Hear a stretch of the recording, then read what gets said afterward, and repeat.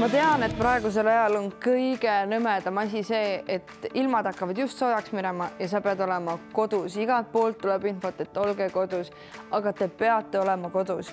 Meie oleme ka Mattiasega koos kogu aeg kodus, nii palju kui me suudame. Kui me käime väljas, siis seda ainult oma pere keskselt, ehk siis meie kahekesi, sest me oleme kodus ka niikuinii kogu aeg kahekesi. Mina näiteks võtsin endale äppi ja hakkasin vaikselt harjutama, kuidas klaverit mängida. Ühesõnaga, klaverimängu õpin ära. Teiseks me otsustasime, me hakkame rohkem videosid tegema, näiteks TikTokke.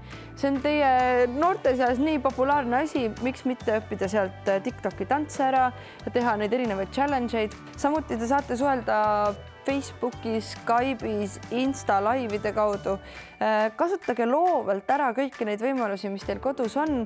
Rääkige oma ema-isaga juttu. Millal te viimati ema-isaga koos istusite ja rääkisite lugusid? Leidke üles need raamatud, mis teil kindlasti kodus on. Lugege paar head raamatut läbi.